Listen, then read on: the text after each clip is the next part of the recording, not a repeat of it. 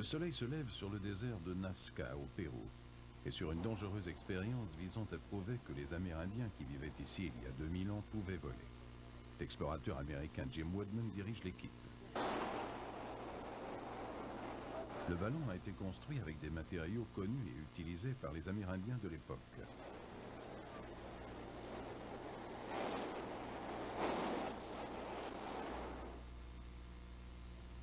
Faite de joncs, la nacelle de Woodman s'inspire des bateaux traditionnels du lac Titicaca.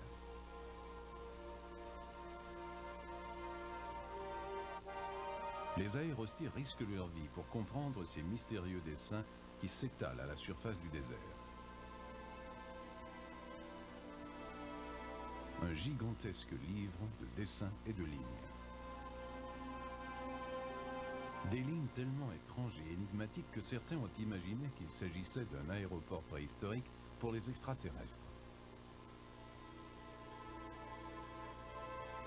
Des lignes invisibles pour l'homme, jusqu'à ce que des avions survolent ces plateaux d'Amérique du Sud.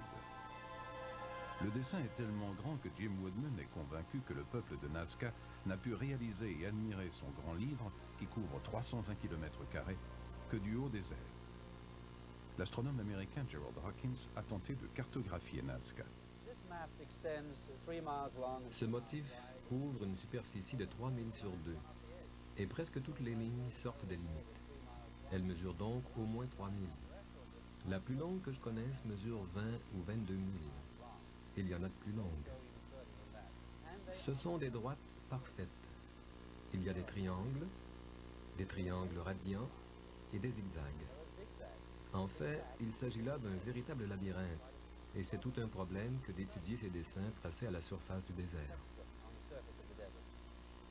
Dans les années 1970, on a demandé à Gerald Hawkins de décoder les dessins de Nazca qui intriguaient les archéologues depuis plus de 40 ans. Il a fallu 6 expéditions pour cartographier en détail le sol du désert, pour faire des mesures précises, non seulement des lignes, mais également des dessins de ces êtres gigantesques. Un oiseau. Une baleine. Ce qu'on veut savoir, c'est pourquoi et d'abord comment les Indiens Nazca ont tracé ces lignes et ces dessins.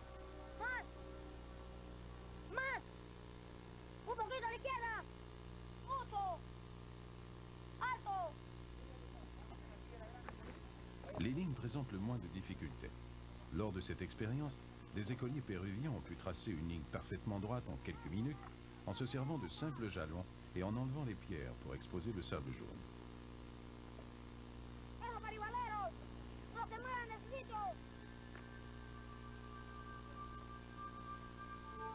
Mais les immenses dessins ont exigé un travail considérable. Et il semble extrêmement difficile à tracer si l'on ne dispose pas d'un moyen d'observation aérien ou d'une technique complexe qui permette d'agrandir de petits dessins. Quelle que soit la méthode qu'ils aient utilisée, les résultats sont parfaits. En fait, si on avait fait des erreurs en traçant ces dessins, elles ressortiraient parmi toutes ces lignes une vieille de 2000 ans. Mais je ne vois aucune erreur ici. Gerald Hawkins a soumis les données recueillies à une analyse informatique.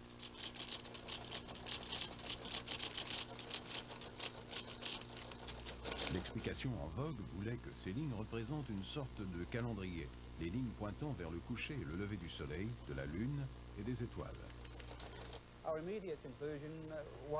Nous avons immédiatement conclu que globalement, ces lignes ne représentent pas un calendrier astronomique.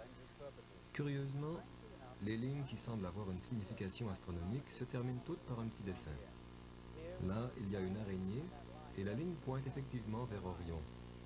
Ici, nous avons un condor et cette ligne indique bien le lever du soleil au solstice d'été et d'hiver. Mais dans l'ensemble, on ne peut pas dire que nous avons trouvé aucune période pendant 2 ou 3 siècles de l'histoire de cette région où toutes ces lignes aient coïncidé avec la position du soleil, de la lune ou des étoiles. Mais un indice allait éventuellement aider les chercheurs à élucider le mystère de Nazca. Il a été fourni par les Amérindiens de l'Altiplano, qui se souvenaient encore de récits sur le traçage de ces lignes. Les informations obtenues en questionnant les Indiens de l'Altiplano indiquent que les lignes étaient dirigées vers ce qu'ils appelaient des dieux. Ces dieux pouvaient prendre diverses formes, une montagne par exemple, et plus la montagne était haute, plus le dieu était grand.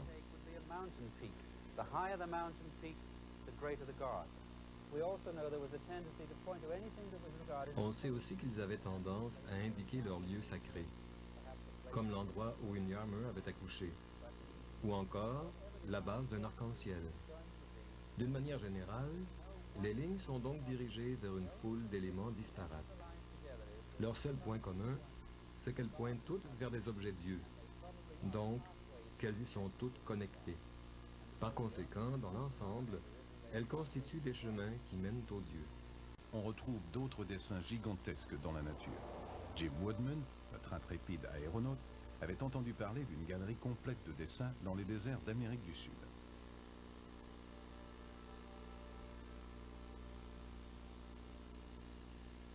De Nazca, cela représentait un voyage de près de 1000 km vers le sud, au cœur du désert hostile de l'Atacama au Chili.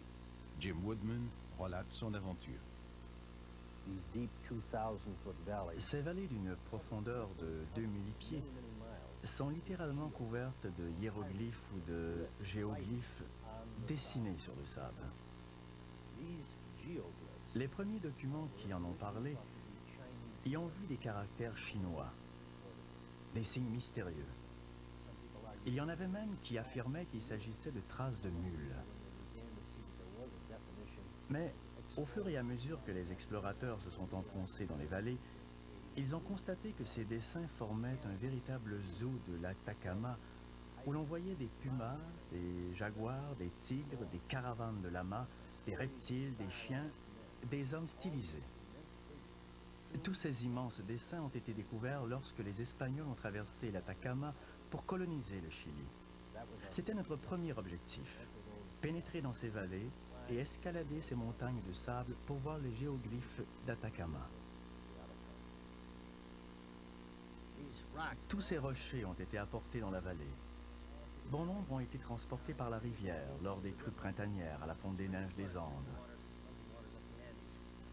Les rochers sont ainsi lentement descendus des montagnes et, au fil des années, les hommes les ont transportés jusqu'ici et ils les ont disposés de manière à former ces dessins complexes. Montons un peu pour voir. En examinant les animaux, les symboles et les dessins géométriques, nous nous interrogions sur les géants et les grands hommes du désert, dont nous avions entendu parler. Tous ces dessins aux portes du grand désert semblaient raconter une histoire. Ils ressemblaient à des fresques qui dépeignent d'anciennes batailles avec leurs guerriers et leurs caravanes. Mais plus loin dans le désert, on nous parlait sans cesse des géants. Vous allez voir les géants. Nous avons donc parcouru 250 000 vers la région de Tarapacá, où l'on nous avait parlé de ces montagnes légendaires avec ces géants.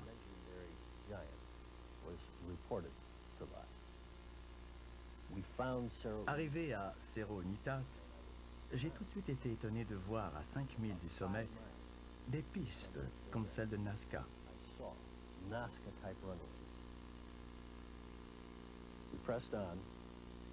Nous nous sommes dépêchés d'atteindre la base des pistes et nous avons commencé à grimper en suivant la grande crête de cette montagne solitaire.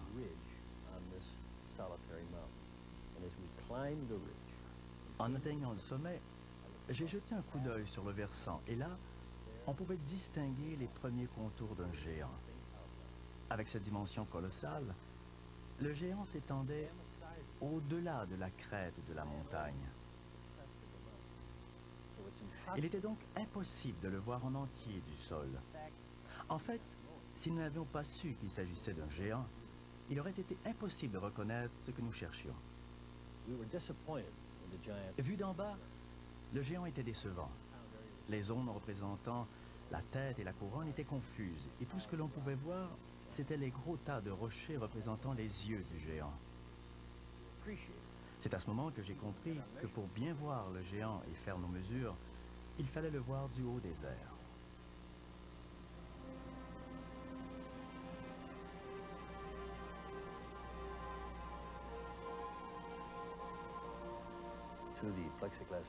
Par le globe de plexiglas, je voyais Cerro Nitas, la montagne solitaire. Comme nous nous approchions, j'ai demandé au pilote de ralentir. Et c'est là que le géant est apparu. C'était incroyable. À partir d'ici, les formes floues aperçues lors de notre exploration de la montagne prenaient toute leur signification sur le flanc de la montagne.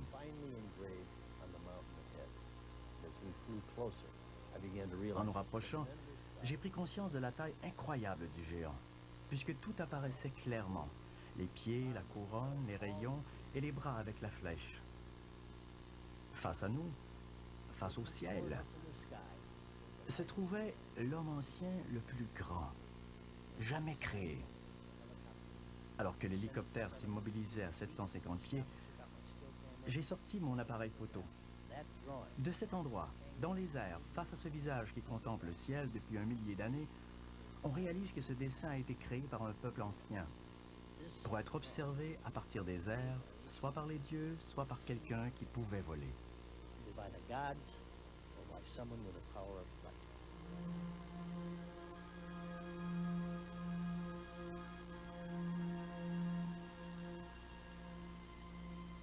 Du Chili, nous traversons l'Équateur et l'Atlantique jusqu'en Angleterre, où l'on retrouve, toujours à vol d'oiseau, d'immenses dessins tracés au sol.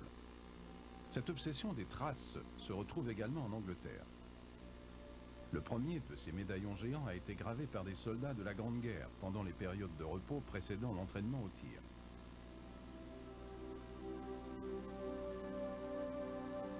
Ce cheval est l'œuvre de Lord Abington Stewart, Mr. G, en 1778.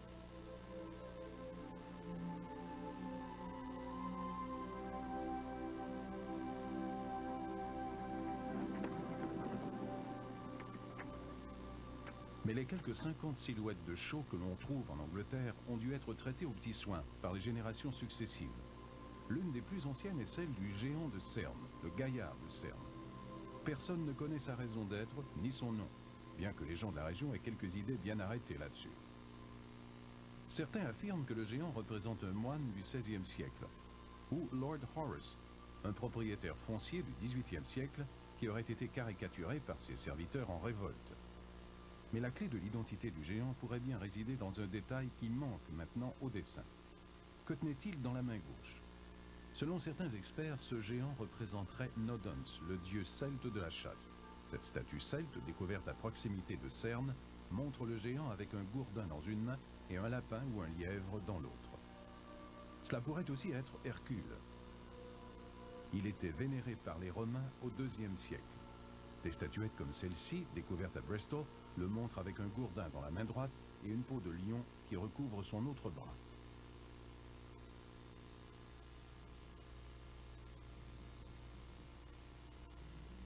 Les scientifiques exploitent une technique de mesure de la conductivité du sol afin de déterminer si des parties du sol entourant le géant ont été retournées. On pourra ainsi vérifier s'il manque une partie du dessin. Anthony Clark est le spécialiste anglais des mesures de conductivité. Nous avons fait plus de 5000 mesures, calées sur une grille au pas de 50 cm. Quand on aura tout terminé ici, ces mesures vont nous permettre d'obtenir une carte visuelle qui fera apparaître les contours de tout ce qui pourrait se trouver enterré sous l'herbe. On utilisera probablement un ordinateur pour produire cette carte.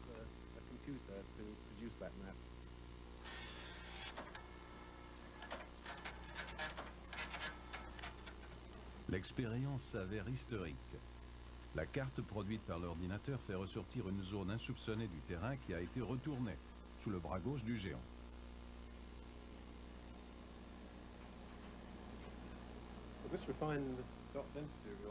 La zone reconstituée que vous proposez s'ajuste très bien avec cette partie du géant et c'est remarquablement descriptif.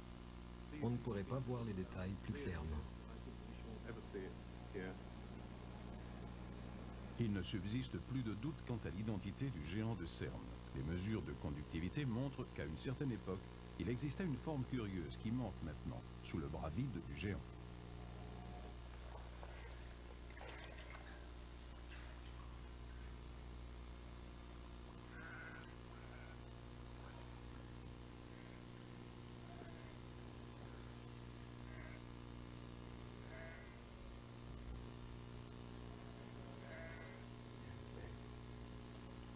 Sur le terrain, l'archéologue en chef David Thackeray se base sur les relevés de conductivité pour restaurer temporairement le dessin original à l'aide de blanc de chaux.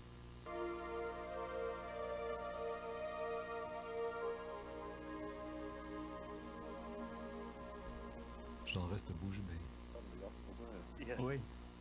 Avec ce nouvel élément, le géant de Cerne n'est nul autre que Hercule et sa peau de lion. La ressemblance avec la statuette romaine est incontestable pour David Thackeray. Il possède tellement de caractéristiques propres à Hercule à cette époque, l'époque des Romains. Il a le gourdin, la virilité, la taille surhumaine, et maintenant, cette peau de lion ne fait que confirmer qu'il s'agit bien d'Hercule.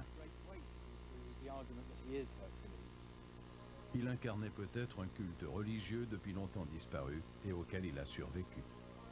L'origine d'autres silhouettes est tout aussi obscure. Selon certains, celle-ci représenterait George III chevauchant le destrier d'Osmington.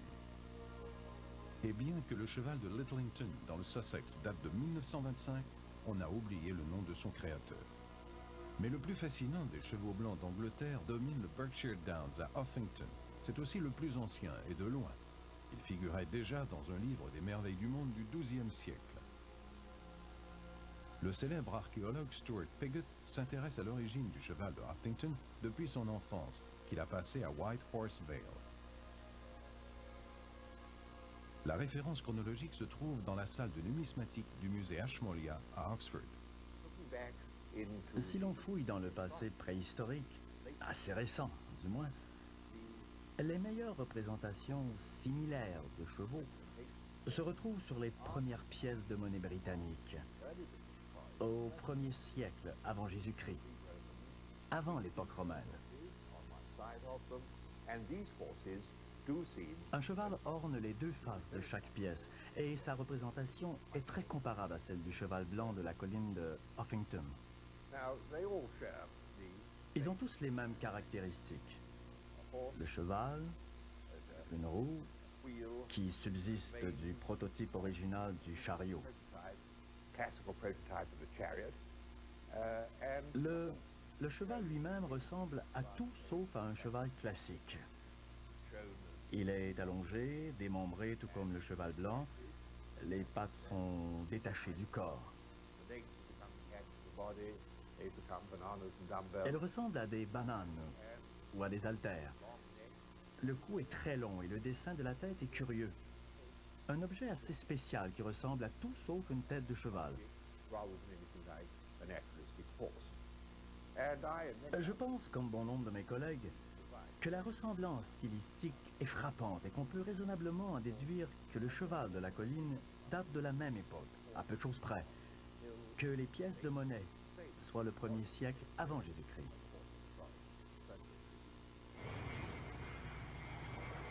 Plus d'1 millier d'anneaux de pierre ont survécu jusqu'à nos jours dans les îles britanniques. Leur magie fascinante est antérieure au christianisme.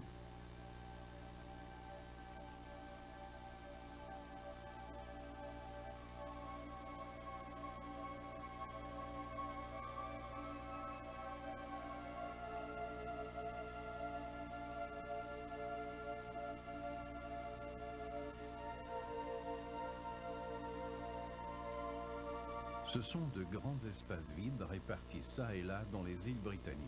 Le sol ne nous fournit pas de renseignements utiles.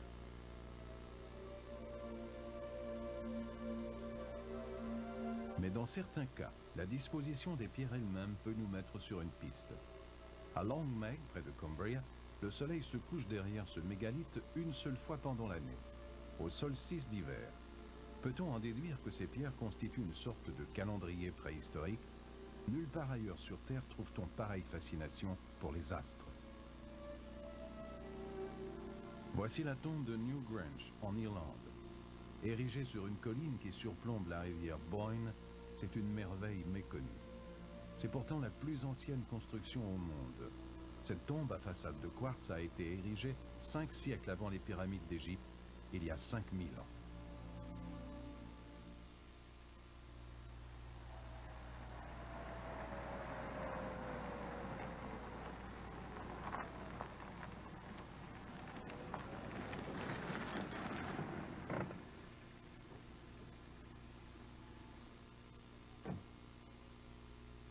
Tous les ans, à la même date, Newgrange est le lieu d'un pèlerinage pour l'archéologue qui l'a restauré, le professeur Michael O'Kelly. Il vient ici avant la levée du jour, le 21 décembre, le solstice d'hiver, le jour le plus court de l'année.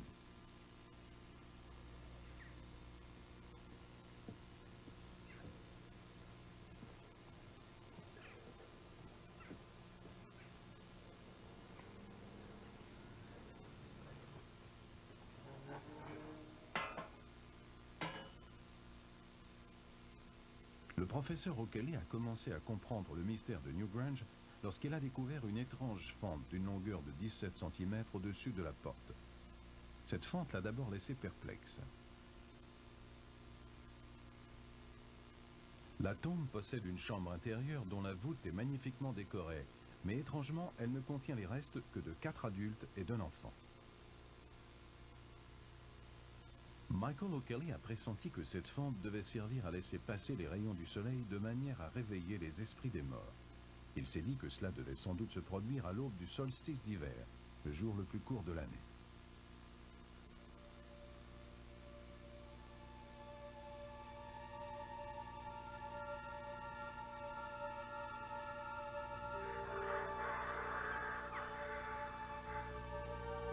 Il avait vu juste.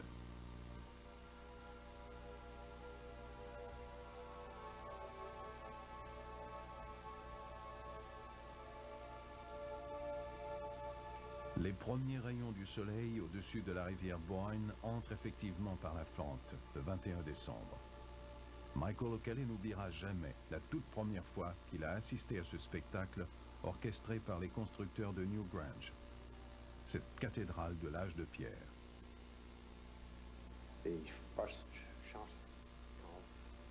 Le premier rayon de lumière orangée est entré à l'endroit exact où je me tenais.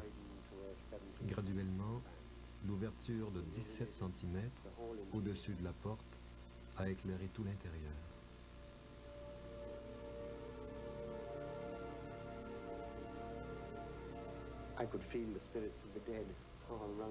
Je pouvais sentir l'esprit des morts autour de moi. Et je me suis demandé si une voix n'allait pas me souffler quelques mots, ne serait-ce que pour m'inciter à sortir au plus vite. Mais je n'ai rien entendu. C'était le silence. Le trait lumineux a traversé lentement le plancher, puis, au bout de 17 minutes, l'obscurité est revenue, soudainement. Je ne sais pas comment l'expliquer, mais les constructeurs avaient placé l'ouverture en ligne directe avec l'horizon, de sorte qu'en se levant ce jour précis, le soleil éclaire exactement le centre du plancher.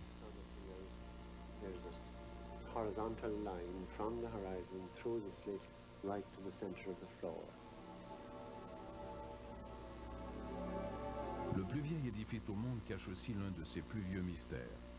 On se réunissait peut-être ici il y a 5000 ans pour communier avec l'esprit des morts et fêter le début d'une nouvelle année. Quoi qu'il en soit, la tombe de Newgrange montre l'importance primordiale du mouvement des astres pour les constructeurs de l'Ancien Monde.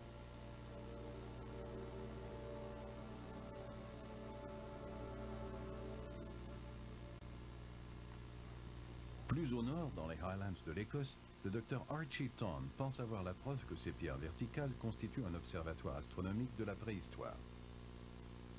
Comme son père, qui enseignait à l'université d'Oxford, il pense que les pierres ont été placées en direction de points précis situés à l'horizon.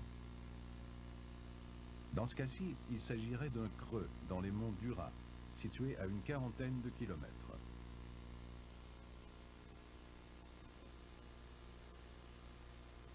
Archie Thorne suppose que, debout sur cette plateforme, que l'on sait construite par des hommes lorsque l'Écosse jouissait d'un climat plus clément, et en s'alignant sur cette pierre, les astronomes de la préhistoire pouvaient déterminer la date exacte du solstice d'hiver en observant le lever du soleil entre ces deux montagnes des îles Dura.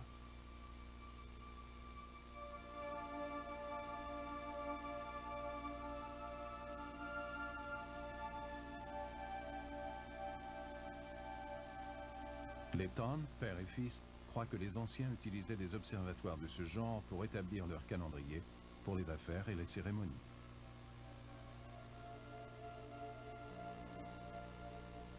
À l'aide des ordinateurs, on a calculé des dizaines d'alignements astronomiques possibles à Stonehenge. Mais la présence de trous étranges sur les linteaux de Stonehenge a incité le chercheur américain Richard Breckenhoff à proposer une hypothèse astronomique encore plus exotique. Il pense que, pour les anciens astronomes, Stonehenge constituait une sorte de passerelle d'observation.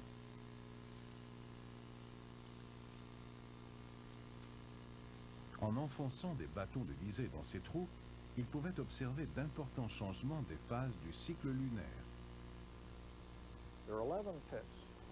Il y a 11 cavités. Il y en avait peut-être davantage, mais l'érosion a fait son œuvre.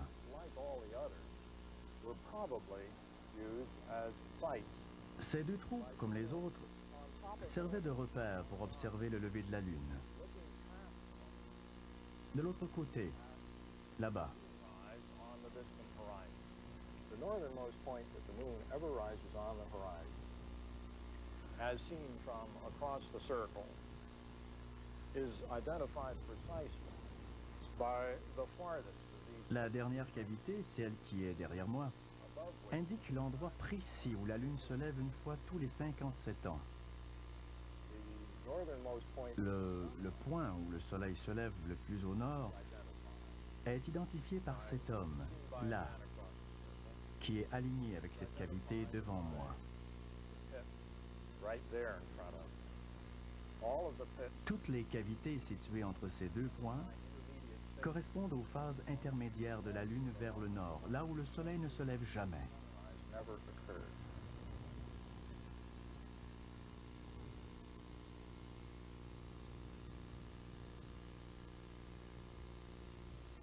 Il n'y a pas de doute que certains anneaux de pierre ont un rapport avec l'alignement des astres.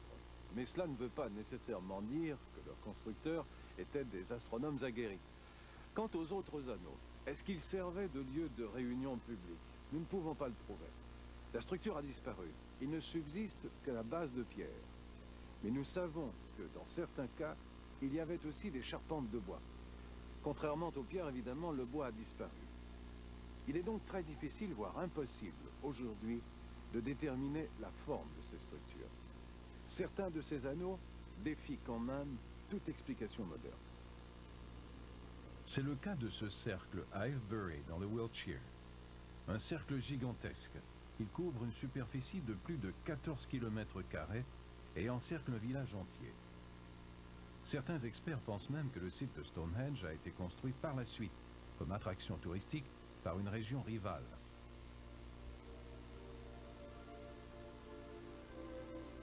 Les travaux d'Avebury ont dû être titanesques. Ce projet étonne encore les scientifiques.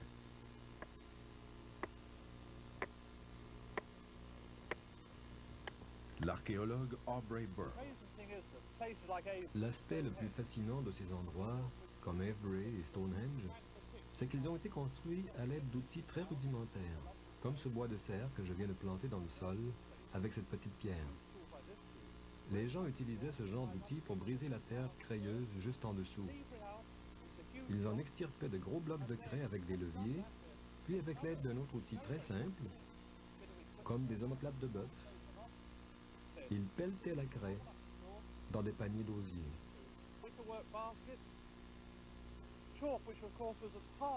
La craie que l'on retrouve ici est dure comme la roche.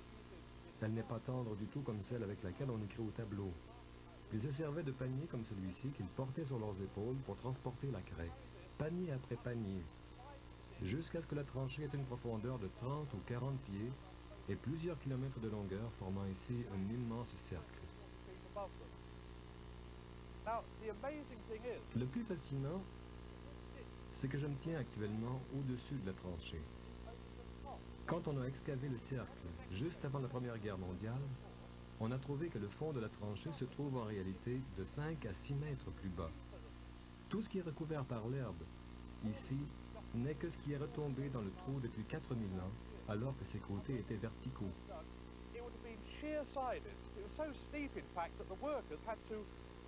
En fait, le trou était tellement escarpé que les travailleurs ont dû laisser les marches sur les côtés pour monter et sortir le contenu de leur panier rempli de craie.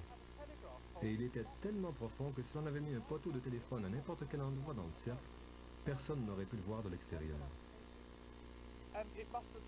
C'était une entreprise incroyable et on pense que 50 ou même 60 générations successives y ont travaillé. Des personnes nées au milieu du projet y ont travaillé toute leur vie et elles n'ont même pas vu l'œuvre terminée.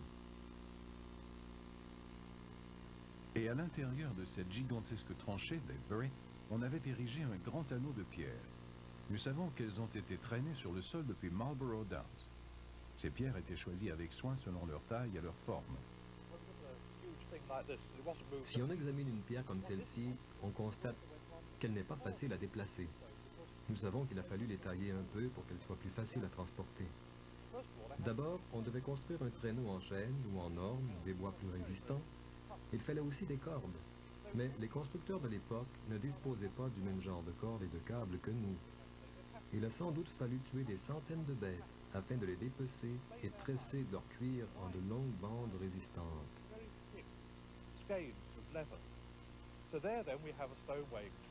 Il y avait donc une pierre de 20, 30 ou 60 tonnes, placée sur un traîneau tiré par des personnes à l'aide de grandes cordes.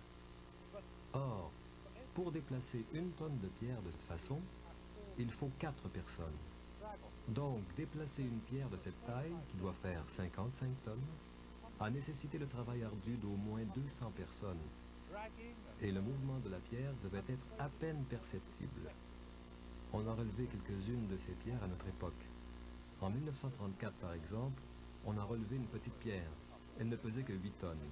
Et pourtant, 12 personnes ont dû travailler pendant 5 jours avec des amarres d'acier.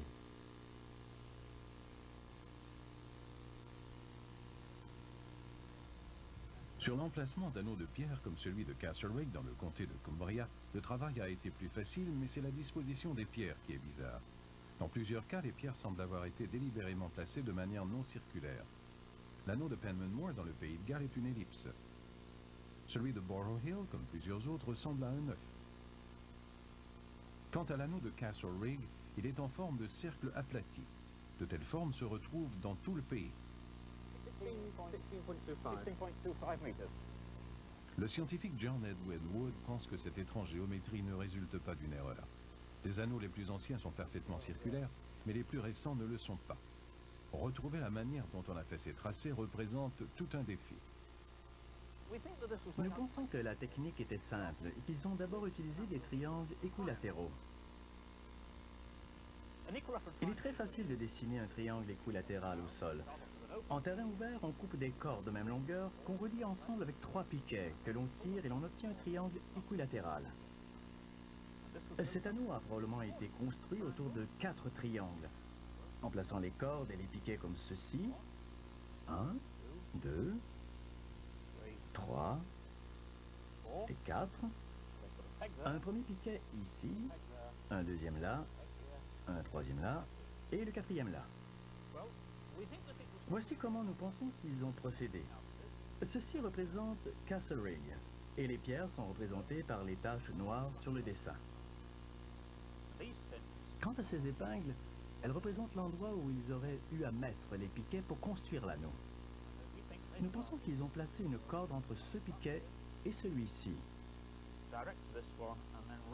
Puis, en tournant pour démarrer le cercle ici. Remarquez que cela forme un arc de cercle jusqu'ici et qu'à partir de là, on se libère du piquet pour former un arc de cercle de rayons différents.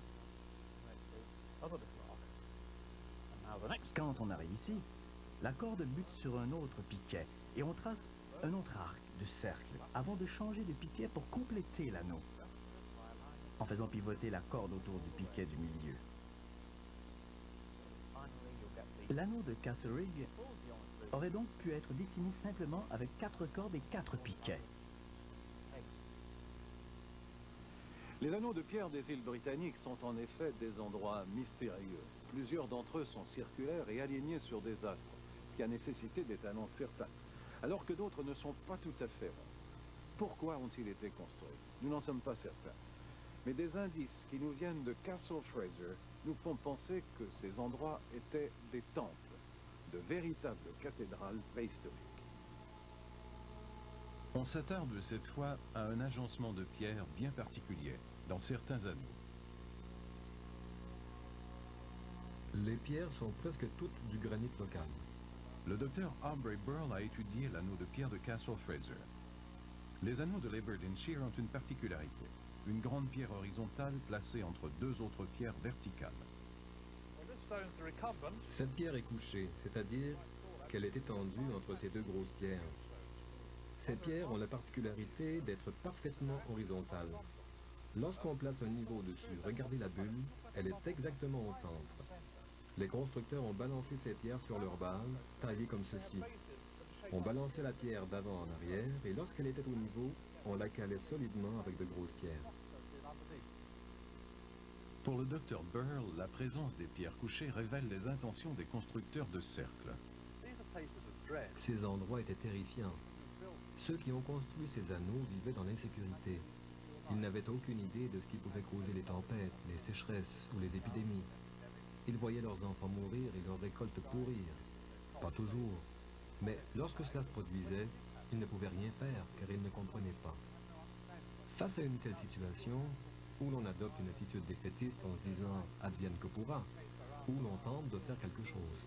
Autrement dit, où l'on est fataliste, ou on tente l'aventure et on essaie d'intercéder auprès de ce qui peut causer les désastres.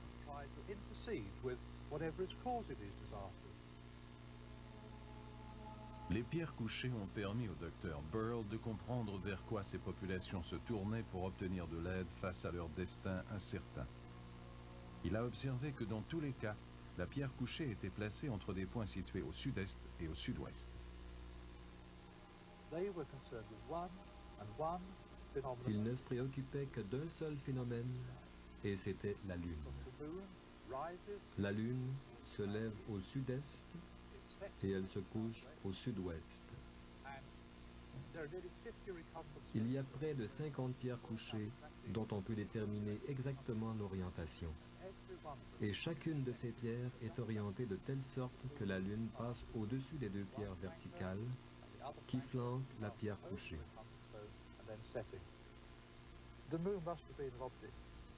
La Lune devait être l'objet d'une grande révérence, si on peut dire.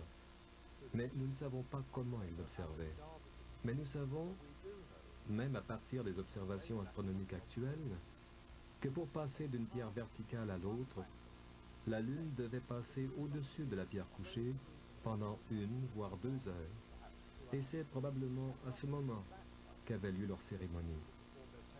Mais il y a sans doute plus que cela. La Lune suit une trajectoire assez spéciale dans le ciel, et à tous les 19 ans, elle est très basse à l'horizon, au sud. Et alors, au lieu d'être en haut, elle devait sembler rouler sur la pierre couchée, et cela devait être un moment magique pour eux.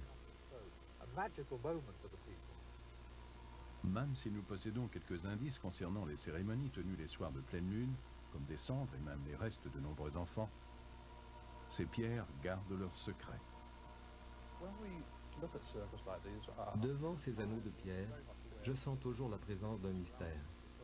Car nous avons beau avoir appris toutes sortes de choses à leur sujet et faire toutes sortes de déductions, lorsqu'on se tient au milieu de ces anneaux par une superbe nuit de pleine lune, je suis plus sensible au mystère qu'aux réponses. Je peux voir des ombres, mais malgré tous mes efforts, je ne peux pas voir ceux qui ont construit ces endroits. Je les connais un peu, je sais qu'ils mouraient jeunes, que leurs enfants souffraient, je peux comprendre pourquoi ils ont érigé ces pierres, mais pas ce qui se passait au centre de ces anneaux, ni les croyances de ces gens. Ce sont des éléments qui m'échappent, et qui vont sans doute toujours nous échapper. C'est comme chercher dans l'obscurité. On peut faire des progrès, mais on ne pourra jamais toucher ces gens-là. Nous tendons la main vers des ombres.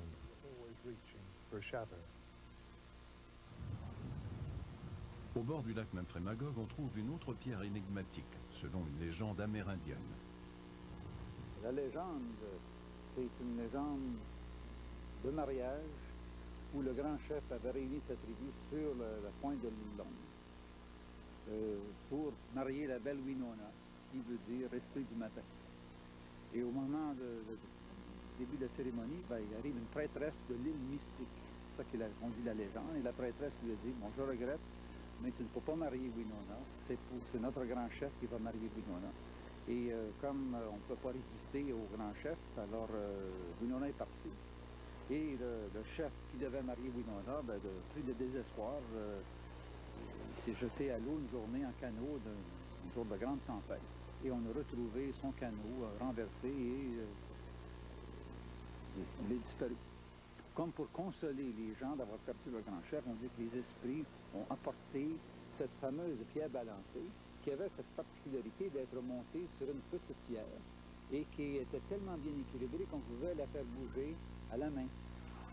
Gérard Leduc, président de l'Association du patrimoine de Potton dans les cantons de l'Est, s'intéresse depuis longtemps aux pierres de la région.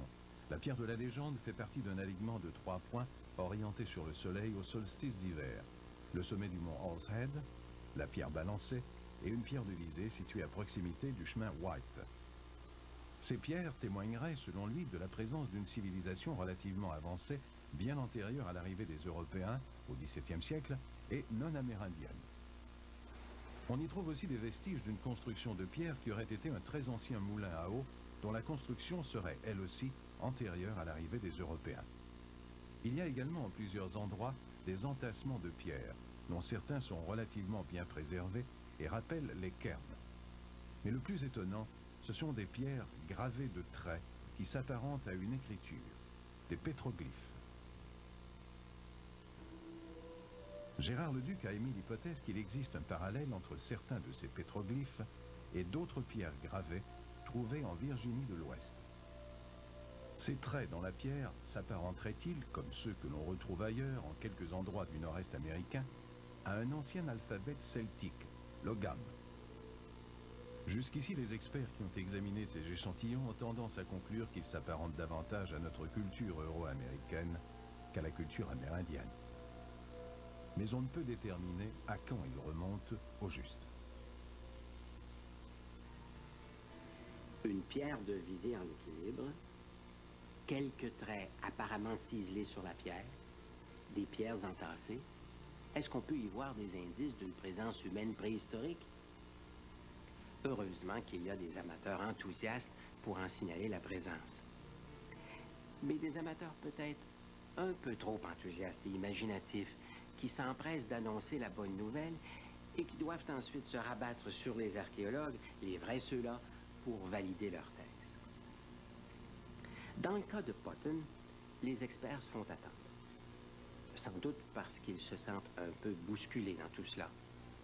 Et probablement parce qu'ils craignent d'être manipulés et du simple fait qu'ils s'y intéressent, de servir de caution à une thèse qu'ils n'auront pas eu le temps d'explorer, de fouiller, de décortiquer à loisir, à leur rythme, selon leur méthode à eux. Mais les archéologues ne sont pas toujours aussi discrets.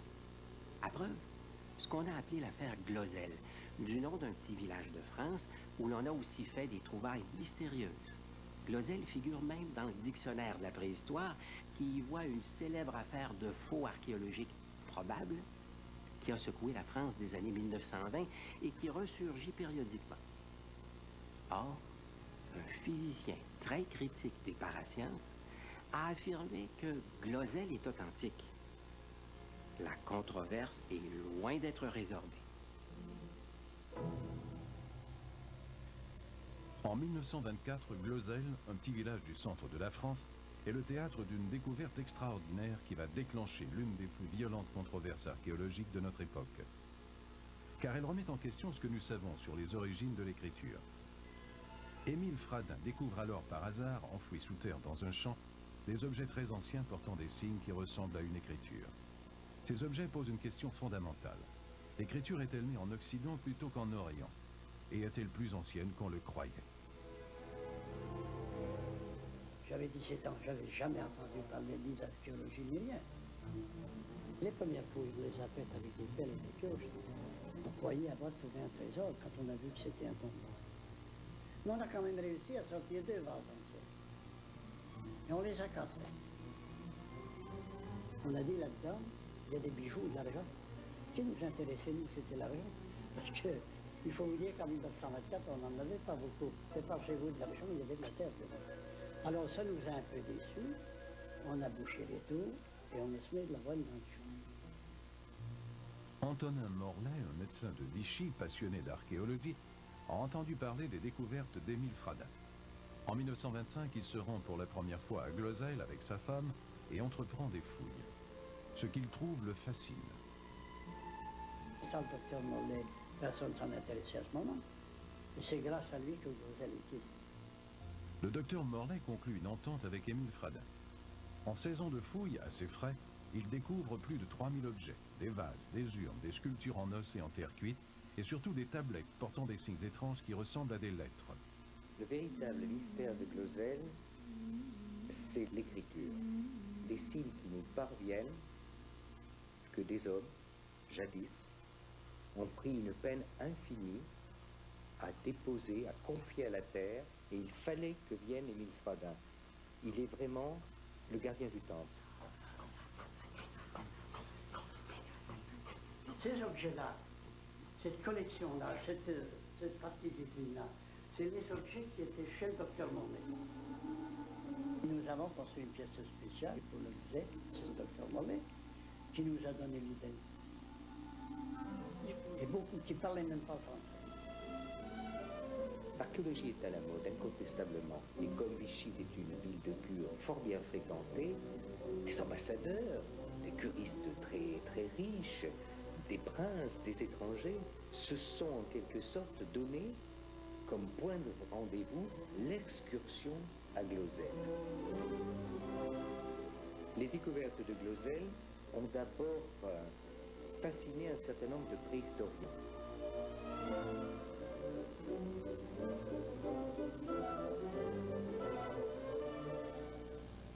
Les découvertes de Glozelle remettent en question la théorie sur l'origine de l'écriture en Orient. Glozelle intrigue pour cette question. Quand le signe écrit a-t-il été tracé pour la première fois? Car au moment des découvertes de Glozelle, un éminent épigraphiste, René Dussault, vient de publier officiellement que l'écriture est née en Phénicie 1600 ans avant Jésus-Christ. Or, le docteur Morlet estime les tablettes de Glozelle à au moins 5000 ans avant Jésus-Christ.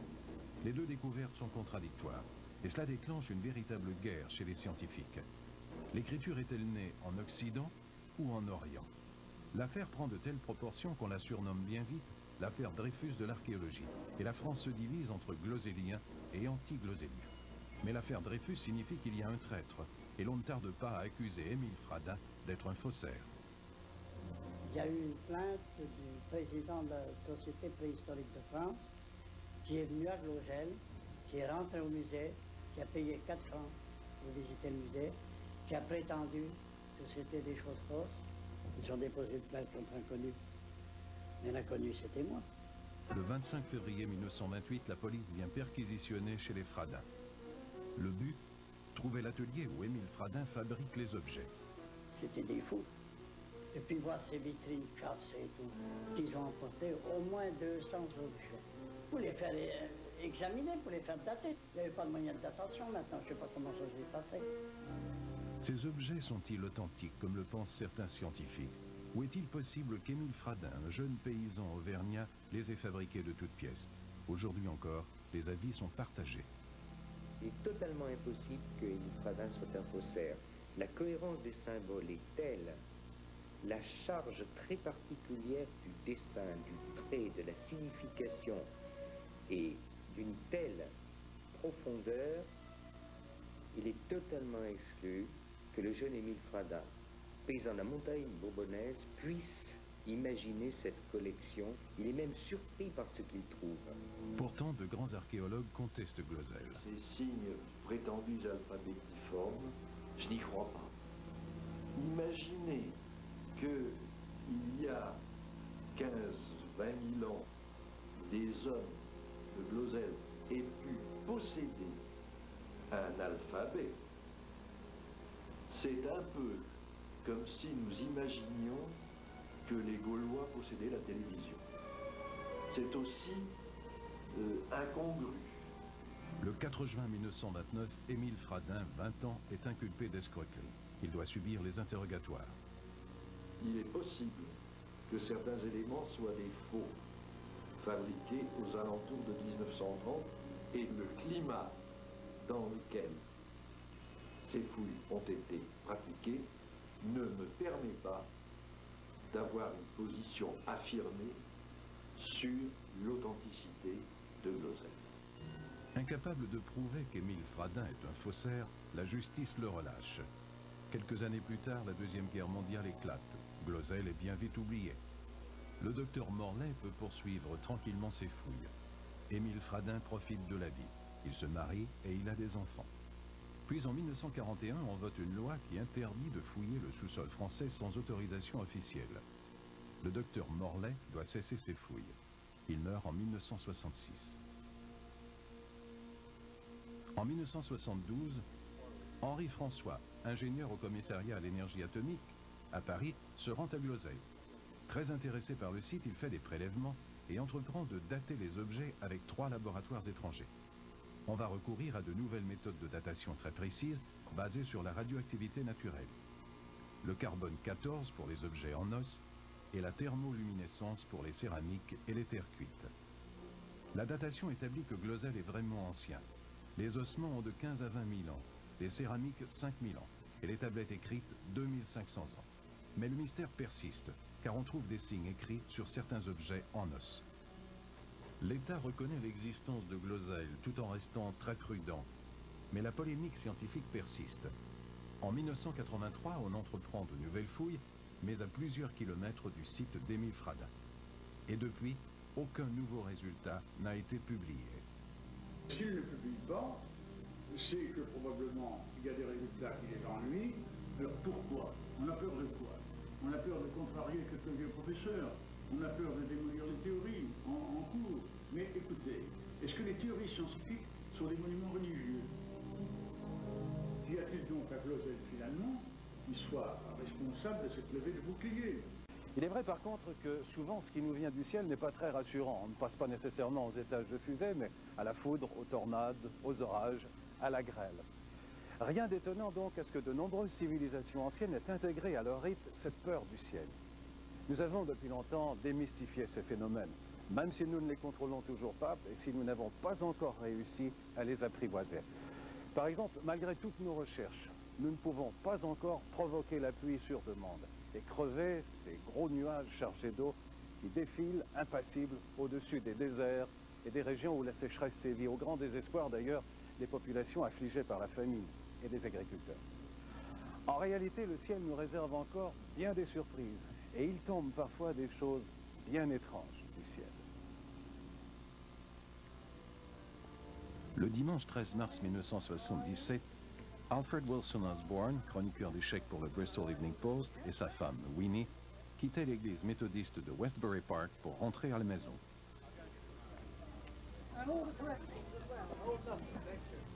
Ils sont alors passés devant un concessionnaire automobile.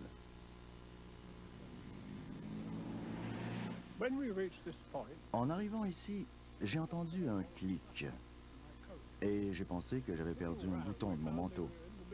En regardant autour, nous nous sommes rendus compte qu'il pleuvait des noisettes. Elles tombaient sur les voitures et dans le caniveau. Il devait bien en avoir environ 350. Nous ne savions pas du tout d'où pouvaient venir ces noisettes. Nous en avons ramassé quelques-unes et nous les avons apportées à la maison, comme souvenir. Nous en avons ouvert quelques-unes. Elles étaient fraîches et bien bonnes. Le ciel était bleu et il n'y avait qu'un petit nuage, mais aucun avion ni rien dans le ciel qui explique cette pluie de noisettes. Nous sommes rentrés à la maison en discutant de ce qui venait de nous arriver. Nous recevions un ami à dîner.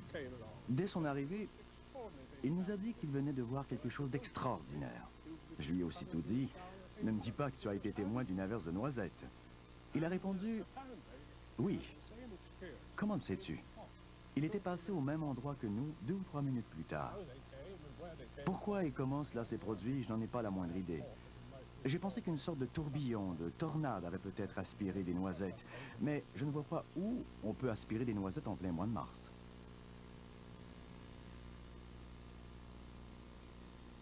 D'autres pluies de nutriments se sont produites sur la route de South Mills à Southampton. Roland Moody et ses voisins ont reçu cette manne hivernale. Well, I was in this conservatory, picking out seeds. J'étais dans la serre, en train de ramasser des graines, quand j'ai entendu un bruit. Un frottement sur la vitre au-dessus de moi. Je n'y ai pas accordé tellement d'attention, mais 45 minutes plus tard, le bruit a recommencé et j'ai regardé au-dessus. Toute la vitre était couverte de graines. On a constaté ensuite qu'il s'agissait de graines de moutarde et de cresson.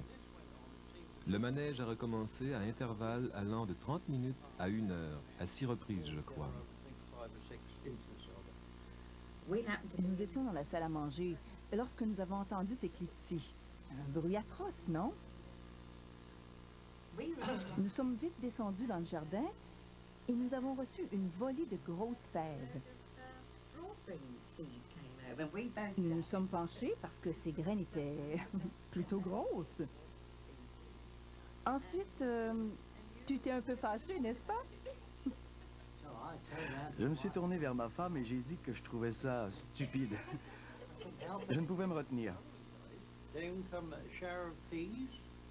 Le jour suivant, on a reçu une douche de pois, de maïs, de haricots, et bien sûr, on commençait tous à trouver cela plutôt excitant.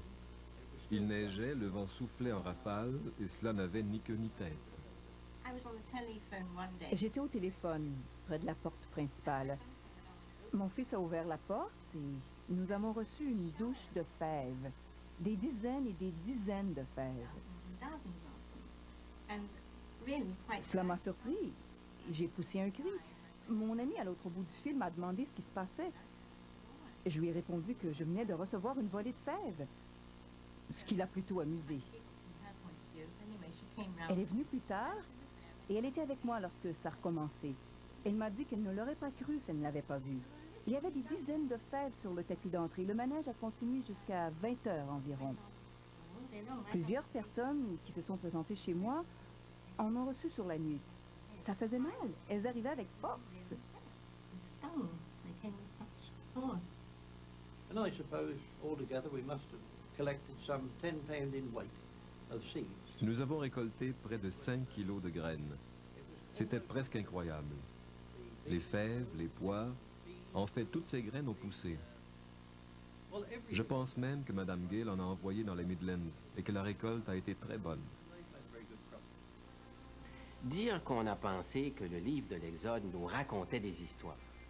Vous vous rappelez, les enfants d'Israël, ces grognards de Moïse qui, traversant le désert, se plaignaient d'avoir laissé le pain et la viande qu'ils mangeaient abondamment en Égypte. Tout à coup, la nourriture, la manne, leur était tombée du ciel comme par miracle. 3 millénaires et quart plus tard, la Providence est toujours à l'écoute de nos lamentations. Des noix, des fèves, du maïs, on l'a vu, des ingrédients plutôt nourrissants. Le père du réalisme fantastique, Charles Fort, dressait au début du siècle le catalogue de prodiges inexpliqués, de ce qu'il appelait son sanatorium de coïncidences excessives. Son livre des damnés, entendons par là les faits damnés, oubliés et exclus par la science, rend compte de milliers de bizarreries, relevées minutieusement à la Bibliothèque municipale de New York et au British Museum. On y voit par exemple que non seulement des végétaux tombent du ciel, mais aussi des animaux comme des lézards qui auraient atterri sur les trottoirs de Montréal le 28 décembre 1857. Les crapauds et les grenouilles ne tombent jamais du ciel, c'est bien connu. Mais Ford signale qu'un nombre effarant de petits crapauds, âgés de 1 à 2 mois, ont été vus chutant d'un grand nuage épais en août 1804, près de Toulouse. S'il faut en croire du moins un certain professeur Pontus qui relatait l'incident dans une lettre adressée à son collègue, le physicien Arago. Des puits de crapauds? Des averses de grenouilles? Voyons voir. Il devait être 18h15, un soir d'été. Pendant la Deuxième Guerre mondiale, Joe Alpin, résident du Yorkshire, était cantonné avec son régiment dans le Staffordshire. Ce soir-là, Alpin conduisait un camion dans un convoi qui traversait le parc des Chevreuils. Le ciel s'est obscurci tout d'un coup. Il faisait noir comme pendant un orage. Et alors, les grenouilles sont arrivées. Il a plu des millions de grenouilles d'une longueur d'1 centimètre. Il en tombait partout. Sur nous, sur la pelouse, sur les autos, dans notre cou, sur nos pieds, nos mains, partout. Elles étaient minuscules, pas plus grosses qu'un dé ou carré de sucre, et il était impossible d'avancer.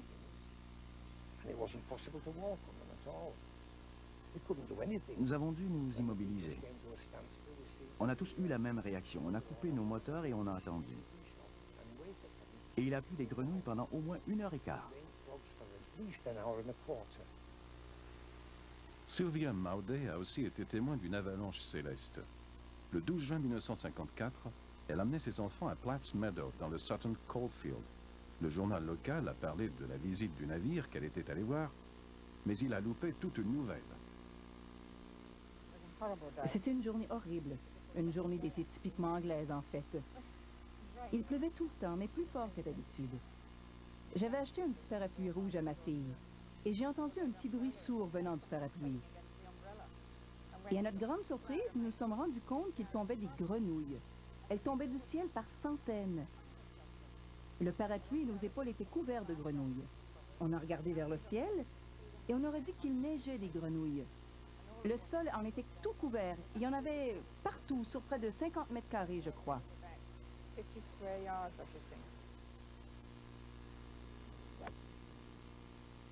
En 1948, Ian Patty, ancien champion britannique de golf amateur, venait de commencer un parcours au club de Barton-on-Sea, au sommet des falaises près de Bournemouth. I was playing a mixed match with my wife about 6 o'clock on a June evening. Je jouais en double avec ma femme vers 18 h, un soir de juin. Nous descendions vers le second verre et ma femme s'apprêtait à prendre son élan quand un poisson est tombé devant nous. Nous avons regardé en l'air et des centaines de poissons sont tombés devant nous, sur une superficie d'une centaine de mètres carrés.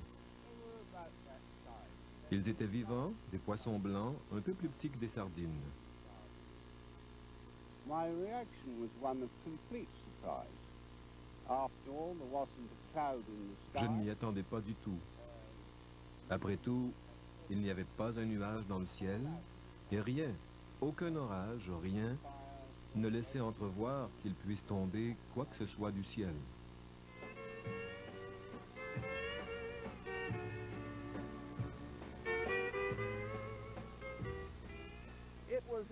En 1947, par un matin humide d'octobre à Markville, en Louisiane, il a plu des poissons.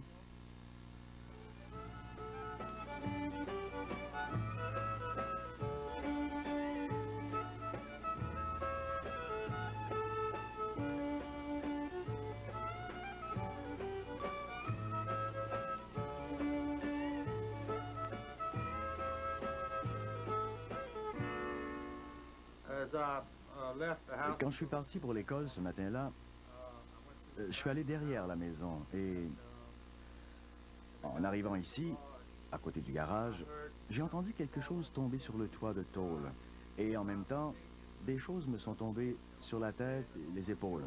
J'ai vu des poissons. J'étais restée au lit car je n'étais pas bien. La domestique était arrivée de bonne heure et elle était dehors. Elle est rentrée en courant, toute énervée. C'est une noire, mais elle était blanche d'énervement. Elle m'a dit, « Miss Lola, il pleut des poissons et il pleut des poissons. »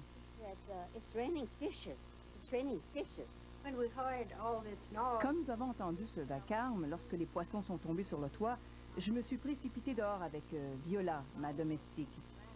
Elle était tellement désespérée qu'elle s'est mise à crier « Mon Dieu, ça doit être la fin du monde !» Je roulais vers le nord. J'étais presque arrivé lorsque tout à coup, un poisson est tombé à droite, à gauche de la voiture. J'ai vu le poisson tomber du ciel. J'ai continué à rouler, mais j'étais stupéfait. Et quand je suis arrivé ici, ce terrain était recouvert de poissons. Je n'en revenais pas. Je me suis arrêté, d'autres personnes sont arrivées, et tout le monde était stupéfait de voir ces poissons. Personne ne pouvait croire que ces poissons étaient tombés du ciel.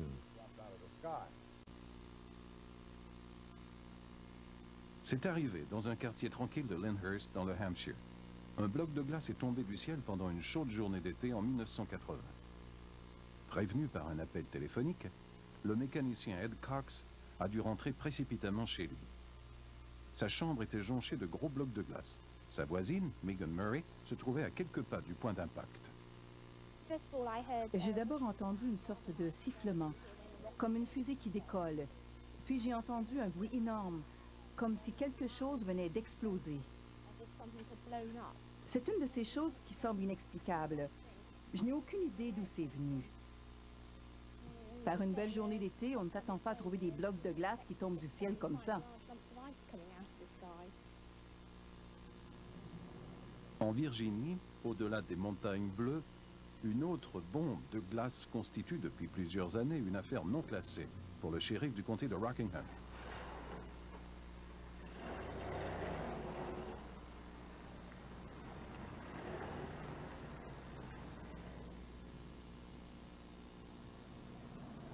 La glace a défoncé le toit de la maison de Wilbert Collars à Timberville, dans la vallée de Shenandoah.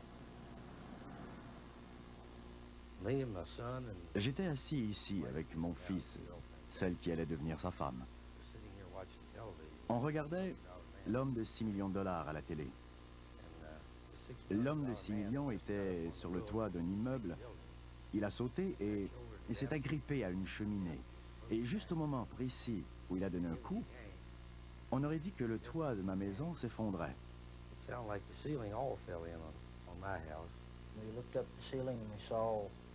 On a regardé au plafond et on a vu l'isolant et la glace qui s'est mise à tomber partout.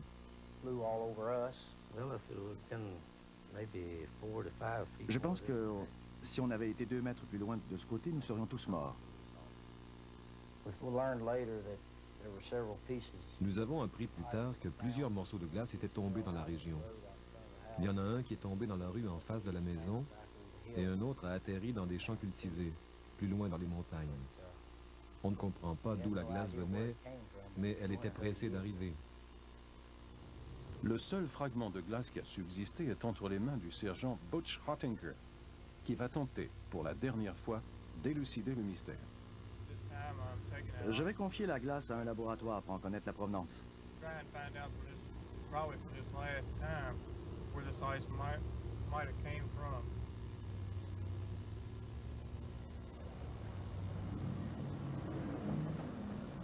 L'enquête a déjà démontré que la glace ne pouvait provenir d'un avion.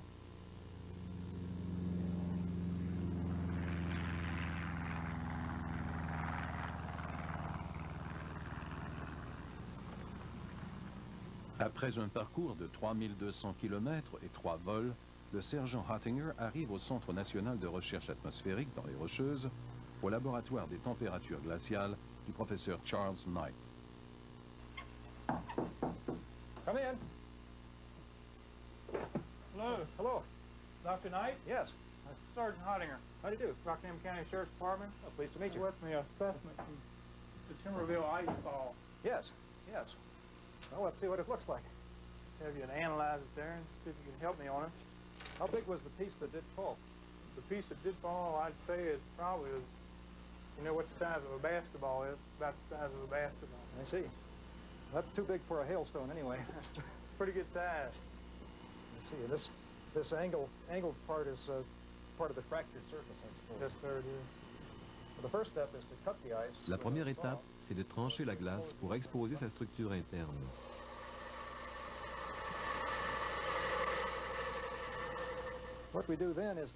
On la met ensuite contre une plaque de verre tiède pour faire fondre une mince couche de glace, puis sur cette plaque d'aluminium froide pour faire congeler l'eau du bloc jusqu'à ce que le bloc gèle de nouveau. On scie ensuite la glace parallèlement à la plaque de verre pour en obtenir une mince tranche uniforme où on pourra voir la structure interne de la glace. On constate d'abord que les cristaux sont petits. Ils ont environ 1 mm de diamètre. On voit aussi une trace de couche cristalline superposée. Celle-ci ressort assez bien. Pour les fins de comparaison, voyons maintenant la structure d'un gros grêlon. Celui-ci était gros comme ça. Un gros grêlon. Et il est formé de rangées concentriques de petits et de gros cristaux. Il y a une grande différence entre les deux. Certainement. Je pense qu'on peut conclure avec certitude que votre bloc de glace n'est pas un grêlon. Nous connaissons le mécanisme de formation des grêlons. Ce gros grêlon est tombé pendant l'été de 1979 dans le secteur de Fort Collins, à quelques kilomètres au nord d'ici. Un grêlon de cette taille frappe le sol à environ 160 km à l'heure, alors qu'un grêlon de la dimension de ballon de basketball a probablement touché le sol à plus de 200 km à l'heure. Alors qu'est-ce que vous pensez du bloc de glace qui est tombé à Timberville? À l'examen de la glace elle-même, on doit conclure qu'on ne sait pas. L'examen d'autres blocs de glace d'origine mystérieuse a révélé qu'ils contenaient des feuilles de thé ou des choses du genre. On pouvait alors supposer que la glace est tombée d'un avion en vol. Mais dans ce cas-ci, on n'a aucune preuve quant à son origine. En plus de l'eau que les avions peuvent rejeter en vol, la glace peut se former sur les ailes selon un procédé qui rappelle la formation de givre sur les vitres. Plusieurs cas documentés ont d'ailleurs mis en cause des avions. Mais ces explications scientifiques des plus logiques ne sont d'aucune utilité pour expliquer les chutes documentées de blocs de glace qui sont survenues plusieurs années avant l'invention de l'avion. C'est notamment le cas d'un bloc de glace de près de 2 mètres de diamètre qui est tombé en 1847 dans l'Ayrshire en Écosse, dans le champ d'un certain monsieur Moffat. Le quotidien de Scotland a alors conclu que les Moffat avaient eu de la chance. Si le bloc était tombé sur leur maison, il l'aurait écrasé. Ces quasi-catastrophes surviennent encore de nos jours. Le physicien Richard Griffith, un scientifique, y a échappé de justesse au printemps de 1973 à Manchester. Dans la rue, ici, juste à côté de ce couvercle de puisard, un objet s'est soudainement écrasé avec fracas. En le ramassant, je me suis rendu compte que c'était de la glace. Je me suis dit qu'il était plus gros que tout bloc de glace dû à un phénomène météorologique connu et qu'il présentait un intérêt scientifique. Mais à mon fort intérieur, je réalisais que s'il m'était tombé sur la tête, je serais mort. Le lendemain, le professeur Griffith a apporté le morceau de glace à son laboratoire de l'université de Manchester. Après l'avoir tranché, il l'a examiné et a aussitôt remarqué d'étranges lignes de bulles. Les lignes de bulles étaient très régulières, contrairement aux méandres que l'on observe dans les grêlons. Il a ensuite observé la glace à la lumière polarisée où chaque cristal ressort d'une couleur différente. Elle était presque entièrement composée de cristaux de couleurs différentes, d'une longueur de 5 à 8 cm, sans couche concentrique comme les grêlons naturels. Donc, quelle que soit la manière dont cette glace s'était formée, je savais déjà qu'il ne s'agissait pas d'un grêlon naturel. L'hypothèse de l'avion a aussi été écartée car aucun appareil ne survolait alors Manchester. Lorsque le professeur Griffith a analysé l'eau du bloc de glace, le mystère s'est corsé. Même s'il ne s'agissait pas d'un grêlon, il semblait avoir été formé à partir de l'eau d'un nuage. Cela m'intrigue. J'ai tenté de trouver une explication logique et évidente. Nous avons d'abord envisagé l'avion et la grêle, mais il semble que nous devions éliminer ces deux possibilités. Je ne sais vraiment pas. Nous savons maintenant que notre système solaire renferme beaucoup de glace. Cette glace pourrait donc avoir une origine cosmique. Encore faut-il le voir pour le croire et déterminer ce que l'on voit. Le 5 novembre 1990, vers 19 h, dans toute la France, des milliers de témoins ont simultanément aperçu d'étranges phénomènes lumineux dans le ciel. Au-dessus du Massif central, un équipage en vol croise quelque chose d'inexpliqué. Ce qui vole devant eux n'émet aucun écho sur le radar, ni sur ceux de la tour de contrôle. France contrôle de Tango Echo négatif. Ça semble être passé environ 1 milliard de pieds en direction opposée. À la même heure, dans la banlieue de Colmar, en Alsace, un professeur d'art plastique rentre de son travail.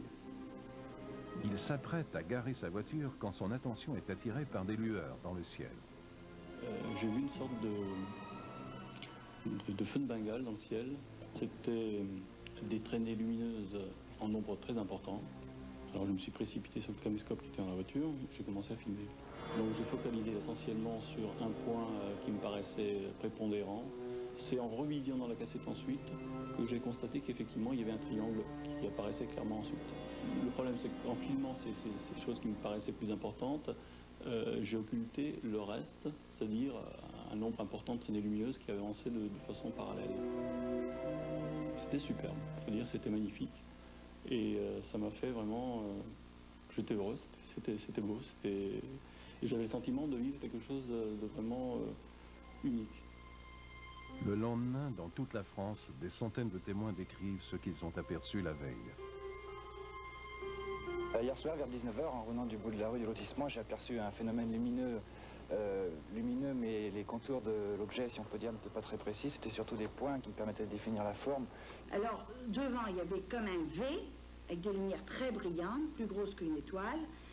Les étoiles faisaient le tour, enfin les étoiles et les lumières de toutes les couleurs faisaient le tour. Et le plus impressionnant, bon, c'est quand ça a passé, j'ai bien vu que c'était une masse, parce que c'était noir, ça a caché les étoiles, hein, et les phares étaient allumés en dessous. Et donc ça éclairait au sol, mais ça devait être quand même assez haut, puisque les reflets ne donnaient pas vraiment au sol. Enfin, on voyait ces phares comme des lasers, mais ça n'éclairait pas le sol, donc ça devait être quand même assez haut. Mais alors si c'était haut, c'est que c'était énorme. Encore plus tôt, encore plus d'infos avec Jacques Legros. Et des ovnis dans le ciel de France, dans le Bas-Rhin d'abord, mais aussi à Nantes, en passant par les aéroports d'Orly et de Roissy. Les médias s'emparent de l'affaire. Toutes les unes des journaux parlent de cette vague de lumière inexpliquée. Les scientifiques commencent leur enquête. Leur thèse s'oriente dès le début vers un objet qui se serait désintégré dans l'atmosphère.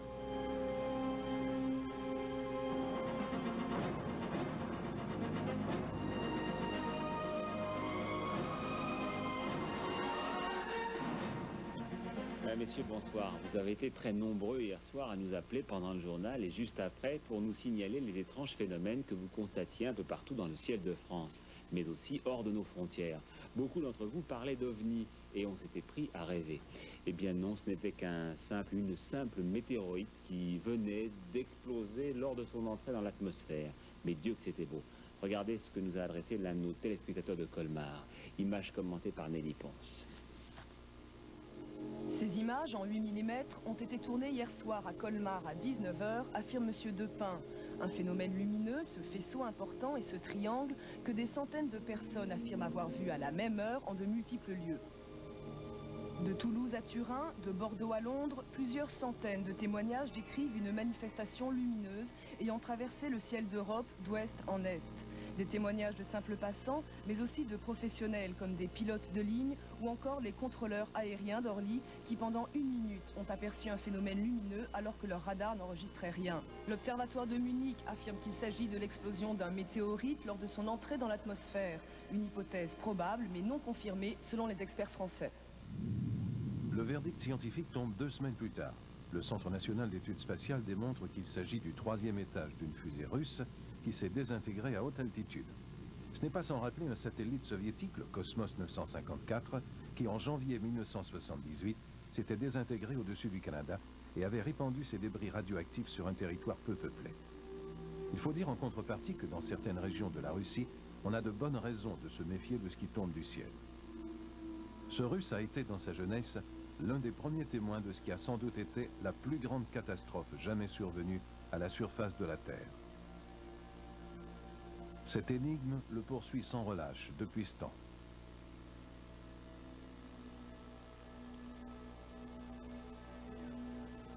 Ces images ont été tournées il y a 50 ans. Il partait alors en traîneau vers les plaines gelées de la Sibérie pour entreprendre son enquête sur le grand cataclysme de Tunguska.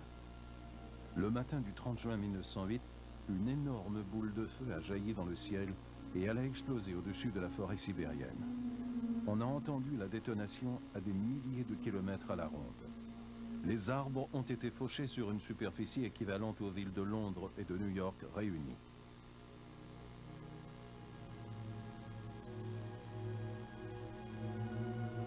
Pendant des semaines, les nuits d'Europe ont été presque aussi claires qu'en plein jour. Ces photos ont été prises après minuit. Plusieurs décennies plus tard, on se perd encore en conjecture sur l'objet qui est tombé du ciel en ce matin de juin 1908. S'agissait-il d'une météorite colossale, d'un trou noir venu de l'espace, d'une bombe atomique que l'on n'avait pourtant pas encore inventée, ou peut-être même d'une soucoupe volante? Le temps a passé, mais les scientifiques se réunissent encore pour tenter de résoudre l'énigme du 30 juin 1908. Le docteur Nikolai Vassiliev de Tomsk et le docteur Alexander Dolgov de Novosibirsk se sont donné rendez-vous à l'Académie des sciences soviétiques. Le professeur Yavnol vient du comité des météorites de l'URSS et le docteur Leonid Krinov, l'un des premiers scientifiques qui s'est rendu sur le site, est encore actif.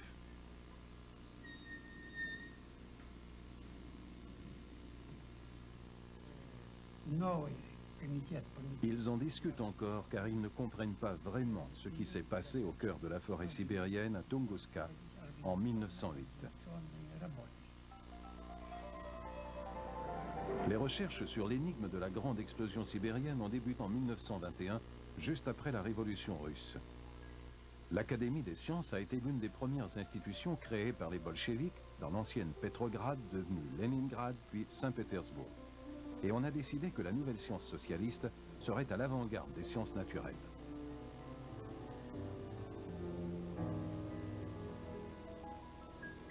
C'est au jeune scientifique Leonard Kulik que l'Académie a confié le mandat d'étudier la chute de météorites sur le territoire de l'URSS. Un ami a montré à Kulik le récit d'un témoin oculaire rédigé à l'endos d'un vieux calendrier. Ses premiers souvenirs de l'événement remontent à 1908, une période plutôt étrange. Très loin de là, en Angleterre, dans les pages du Daily Express du 3 juillet 1908, on rapportait des événements étranges pendant cet été exceptionnellement chaud. On pouvait y lire que pour la première fois, les trains pouvaient passer par Grampian Hill sans allumer leurs phares. Un golfeur a écrit au Times qu'il pouvait jouer après 11 heures du soir à Brancaster, dans le Norfolk, et qu'il s'était levé pour lire à 1h15 du matin sans avoir à allumer la moindre ampoule. Cette photographie de l'église Whitkirk a été prise longtemps après l'heure normale du crépuscule. Et ce phare a été photographié à Gloucester vers minuit.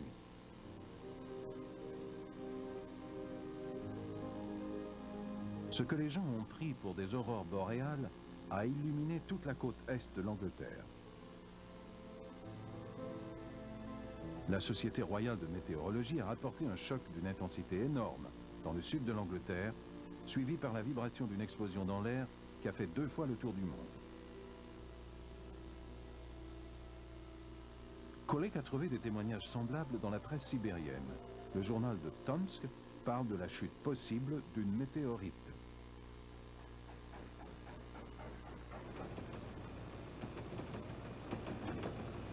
Ne possédant que ces quelques détails, Kulik a pris le transsibérien à Saint-Pétersbourg. Il a traversé la Russie européenne et la moitié de la Sibérie et il est descendu dans la petite gare de Taïchet. Une fois débarqué, Kulik et ses aides sont partis en direction de la rivière Angara.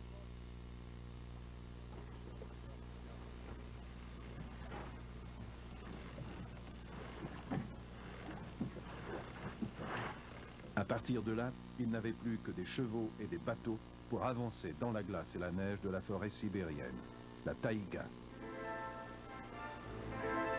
Il fallait traverser de nombreuses rivières et le danger augmentait avec la venue prochaine du printemps. Accompagnés du célèbre caméraman soviétique Shtrukov, ils sont finalement parvenus au petit poste de traite de Baravara. Les habitants étaient des revendeurs de fourrures, des Mongols de la tribu des Avenki, dont le territoire de chasse longe la rivière Tunguska. Le cataclysme de 1908 datait déjà de 20 ans, mais comme le relate le docteur Krinov, les gens de l'endroit en avaient gardé un souvenir très vif.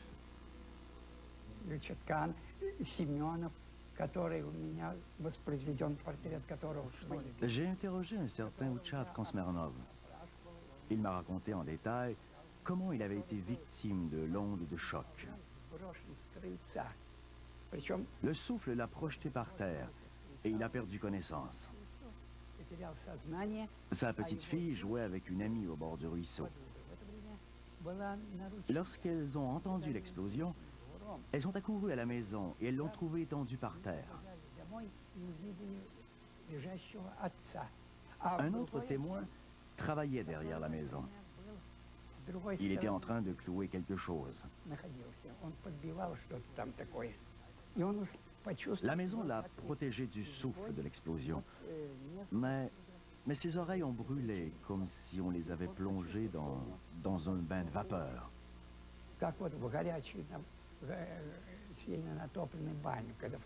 Il s'est couvert les oreilles de ses mains et il est rentré en courant. À ce moment-là, tout était déjà terminé. Ce n'est qu'à la fin du mois de mai que l'équipe a pu progresser réellement. À un moment donné, les porteurs locaux ont refusé de continuer d'avancer vers un endroit qui les terrorisait encore.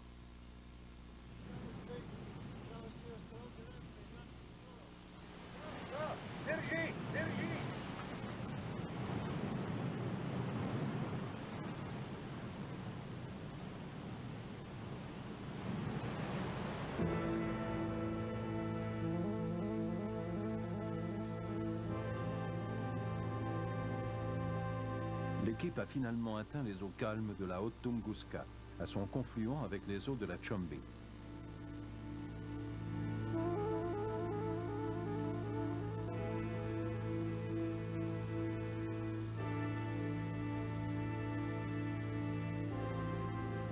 De la rive sud, ils ont constaté que tous les arbres étaient décimés. Après avoir traversé la rivière, ils ont escaladé la pente boisée. Parvenus au sommet, ils ont aperçu un spectacle glacial.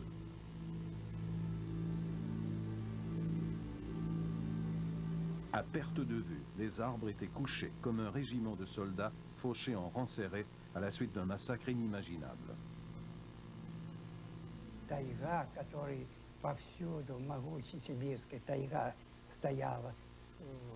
La taïga, la puissante taïga sibérienne, était très dense, tout partout, sans clairière. Mais voilà que, soudainement, nous étions dans cet endroit où la forêt avait été aplatie à des kilomètres à la ronde. Les repousses étaient encore de petite taille. Elles étaient recouvertes par la neige.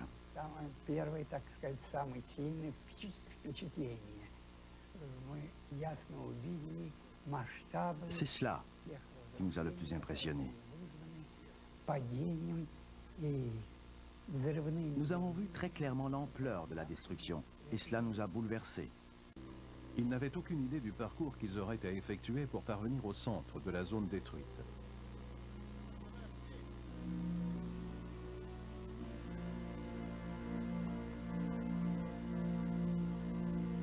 Ils ont fait de leur mieux pour subsister en campement à partir des ressources du milieu aquatique et terrestre.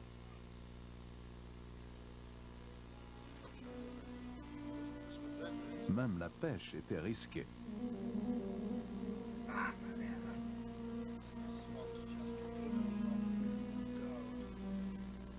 Avec le temps, l'équipe est parvenue, 100 km plus loin, au cœur des vestiges de l'explosion.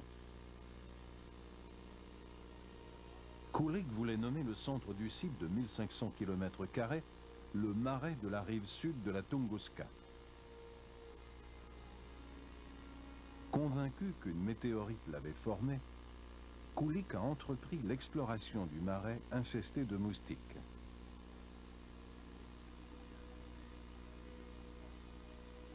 Il espérait trouver des fragments de la météorite dans les cavités singulières, au fond du marais.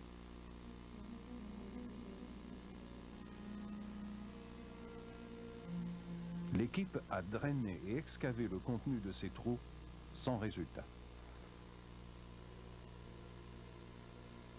Cette souche, trouvée au fond de l'un des trous, démontrait que ce trou, à tout le moins, n'avait pas été formé par une météorite.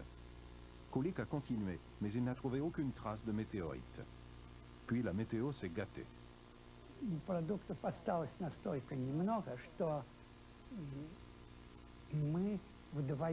Il nous restait si peu de provisions que je suis parti avec un homme en direction de Varavara, avec des peaux d'écureuil pour les échanger contre de l'argent et acheter de la nourriture.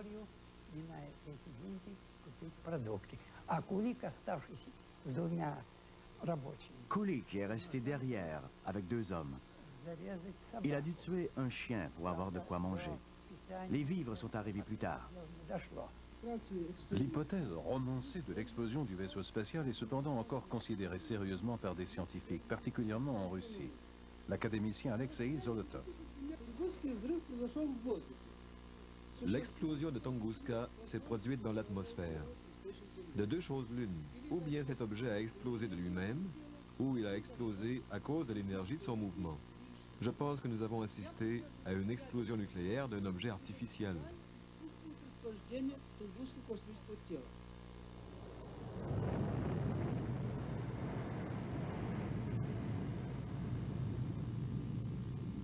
L'hypothèse du vaisseau spatial a vu le jour après les explosions atomiques des années 40 et 50.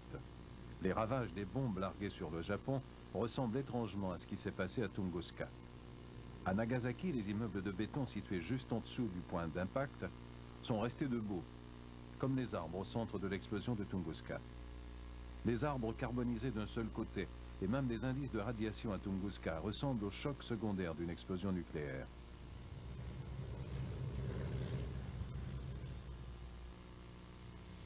Leonard Kulik a été tué par les nazis pendant le siège de Moscou.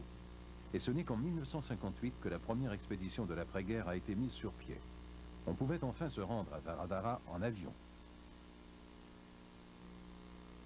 Mais l'équipe devait encore utiliser des bateaux inadéquats et elle a dû faire appel à des chasseurs de rennes locaux pour transporter le matériel. Il fallait décidément être vraiment résolu pour se rendre là où était allé Kulik.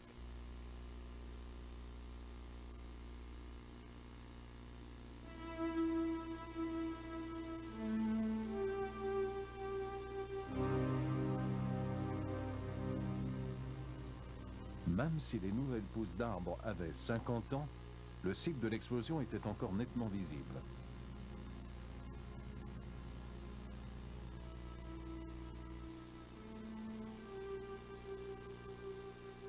Les membres de l'équipe ont eu la même tâche ingrate.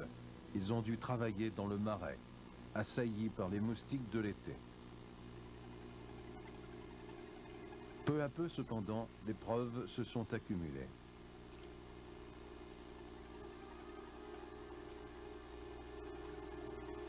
Mais ils n'avaient toujours pas trouvé des débris de l'explosion de Tunguska, à l'exception de petits globules de silice et de métal qu'on a enveloppés avec soin pour les envoyer au laboratoire. Leur analyse ultérieure allait fournir d'importants indices.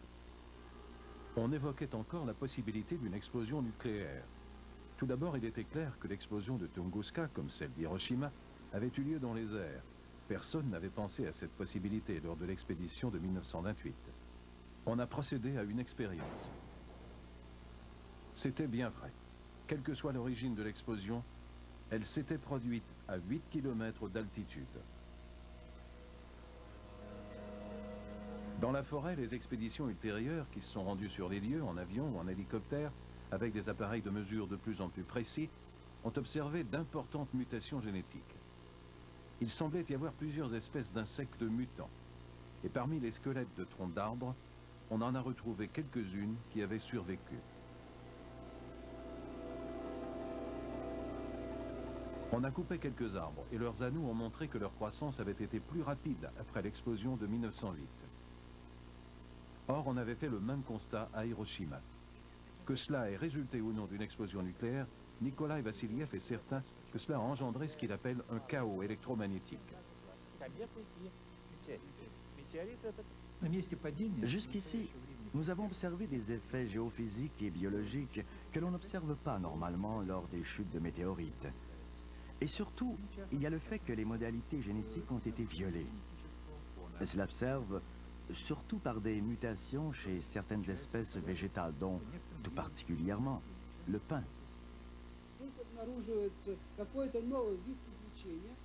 Il y a certainement eu de nouveaux types de radiation ici. L'explosion d'un corps céleste semble avoir produit ce genre de radiation au centre de l'explosion. центре этого взрыва. Почему не видели этой кометы раньше? Это объясняется очень просто. La discussion reprend chaque année entre experts et bénévoles lors des camps d'été. Mais il semble bien que les globules de silice et de métal qui ont été analysés contiennent certains éléments qui ne peuvent provenir que de l'espace. De sorte que, petit à petit, un nombre croissant de scientifiques se tournent vers une autre hypothèse qui avait été proposée par le Britannique Frank Wabble et que l'on avait jugée trop élaborée à l'époque. L'hypothèse de Wabble, c'était que, pour la première fois à notre connaissance, le 30 juin 1908, la Terre a été frappée par une comète. Les comètes sont des nomades cosmiques des plus fascinants. Ce sont des amas de glace d'apparence luminescente qui sont suivis ou précédés par une sorte de queue, de traînée, qui peut atteindre plusieurs millions de kilomètres. Elles parcourent le système solaire et viennent tourner près du Soleil pour disparaître à jamais ou redevenir visibles après plusieurs années. L'hypothèse de la comète n'a cependant pas convaincu Zolotov. Le principal argument contre cette hypothèse, c'est que la comète se déplaçait trop lentement. Si le phénomène avait impliqué un corps céleste, il se serait déplacé à au moins 30 km à la seconde. S'il s'était agi d'un objet naturel, se déplaçant à une telle vitesse, ayant une masse d'au moins 1 million de tonnes et un diamètre de 100 mètres, il aurait détruit la forêt sur une longue bande de plusieurs kilomètres de largeur avant d'exploser. Mais le docteur Vassiliev et son collègue, le professeur Dolgov, celui qui a analysé les globules métalliques, penchent plutôt vers l'hypothèse de la comète.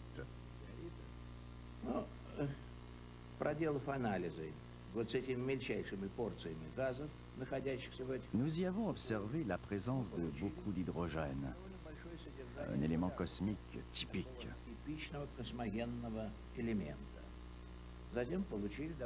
Nous y avons aussi trouvé d'importantes quantités de gaz carbonique que l'on retrouve à l'état solide, donc gelé, dans la tête des comètes. Nous avons également une certaine quantité d'hydrocarbures, du méthane probablement. C'est un autre composé caractéristique de la tête des comètes. La thèse de Zolotov fait maintenant partie du chapitre « Divertissement » dans les annales scientifiques. Des astronomes de différents pays conviennent qu'il s'agirait bien d'un fragment éteint de la comète Encke, découverte en 1818. Sa faible densité, trahie par l'absence de cratères au sol, est typique du noyau de la comète dont les débris croisent l'orbite de la Terre autour du 30 juin. Alors pourquoi la rumeur de déflagration nucléaire d'un véhicule extraterrestre persiste-t-elle? C'est l'auteur russe de science-fiction, Alexandre Kazantsev, qui l'avait d'abord lancé en 1946. Frappé par la ressemblance des effets de l'explosion à Tunguska avec ceux de la bombe d'Hiroshima, il a imaginé la détonation d'une centrale nucléaire sur un vaisseau spatial venant de Mars. 20 ans plus tard, des auteurs peu scrupuleux ont projeté l'histoire fictive sur le mystère de Tunguska, avec la garantie morale de Zolotov qui lui a assuré un vernis scientifique. Aux dernières nouvelles, la rumeur court toujours, mais elle ne vaut peut-être pas l'autre, plus imaginative, concoctée par deux écrivains russes, encore eux. L'éruption du volcan Krakatoa en 1883 se serait traduite en l'émission d'un grand faisceau d'ondes radio intercepté par les habitants d'une planète autour de la constellation du Cygne. Les Cygniens ont répondu au message des Terriens par un rayon laser mal calculé, provoquant, on le sait maintenant, l'explosion dans l'atmosphère de Tunguska. Un cas classique de communication interplanétaire ratée. De retour sur Terre, et chez nous, autant admirer la cicatrice d'impact d'un visiteur extraterrestre lourd de millions de tonnes qui, lui, s'est fracassé sur notre sol en créant le magnifique cratère du Nouveau-Québec. Ce cratère a donné naissance à un lac magnifique et très particulier car il constitue un écosystème fermé. Ce cratère, c'est un peu l'enfant chéri d'un chercheur de l'École polytechnique de Montréal qui est d'ailleurs à l'origine d'un documentaire sur ce lac venu de l'espace. Le géologue Michel Bouchard est l'un des rares spécialistes des météorites. Il y a donc 3 manifestations aux impacts météoritiques. Il y en a 4 en fait. Si c'est un petit météorite qui entre, ça créera un météore, une boule de feu. Si c'est un météorite un petit peu plus gros, ça atteint la Terre, ça aura perdu sa vitesse cosmique, ça tombera à la vitesse terminale de sa chute et ça créera une bosse sur votre voiture, une rupture, ça brisera un bras, ça pourra créer des blessures sérieuses, peut-être blesser une vache, mais ça laissera sur le sol une empreinte d'impact ordinaire et la pièce sera préservée. À un niveau supérieur, la pièce entrera avec une fraction de sa vitesse cosmique et créera un cratère d'impact en cuvette. Plus loin, dans la catégorie des gros impacts, on créera une cuvette complexe en couronne avec une remontée centrale. Au moment de l'impact, une telle météorite touche le sol à grande vitesse, de 10 à 30 km par seconde. Au contact, la température et la pression augmentent et deviennent à ce point extrêmes que la météorite se vaporise et qu'il se produit des phénomènes de fusion et de vitrification dans la zone de l'impact. Et enfin, une déjection de matière à grande vitesse tout autour. La force de pénétration de la météorite au point d'impact crée un cône de compression et de fracture. Le cratère proprement dit est formé par l'explosion engendrée par l'onde de choc qui succède à l'impact. Le volume de roche éjectée est beaucoup plus grand que le volume du bolide lui-même. La croissance de la cuvette s'arrête lorsqu'il n'y a plus d'énergie pour expulser les fragments. La dimension du cratère est donc étroitement liée à la quantité d'énergie mise en jeu lors de l'impact. Il y a 8 structures d'impact au Québec qui vont de très anciennes à beaucoup plus récentes. Il y en a plus au Québec qu'ailleurs. Est-ce que c'est parce que le Québec est privilégié des dieux? Est-ce qu'il est sur le target? Est-ce qu'il est sur la cible? Est-ce qu'il y a un rond? Et puis que du haut de l'espace, on vise particulièrement le Québec, mais pas du tout. Pas du tout. Ce qui se passe, c'est que la croûte du Québec, c'est évidemment une croûte ancienne. Et c'est une partie très stable de la croûte terrestre. On n'est pas loin d'avoir les plus anciennes roches et une des parties les plus stables de la croûte. Conséquemment, nous avons un archivage complet et nous avons préservé des enregistrements de périodes, pour une période plus longue qu'ailleurs.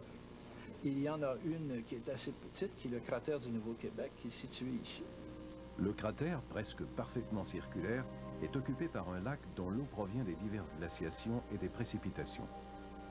D'un diamètre de 2,7 km, ce lac n'est relié à aucun cours d'eau et constitue donc un écosystème fermé.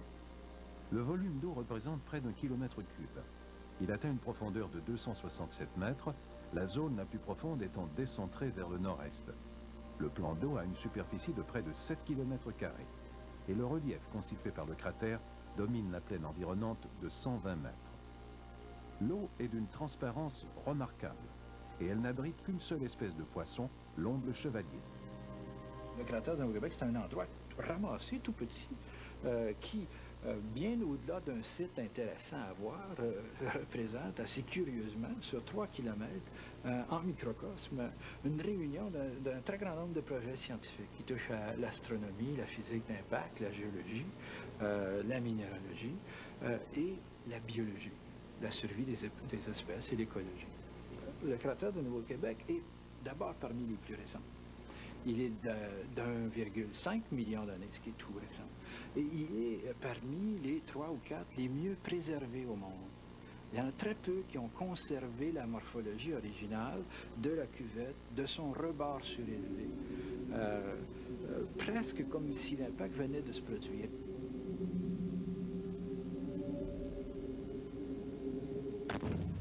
Il y a 65 millions d'années, c'est peut-être un impact similaire, quoique beaucoup plus important, qui a provoqué la disparition des dinosaures, l'espèce dominante de l'époque. En juillet 1994, le monde entier a été témoin de l'impact d'une comète sur Jupiter. Il est bien possible donc qu'il existe quelque part là-haut un caillou assez gros pour balayer l'espèce humaine.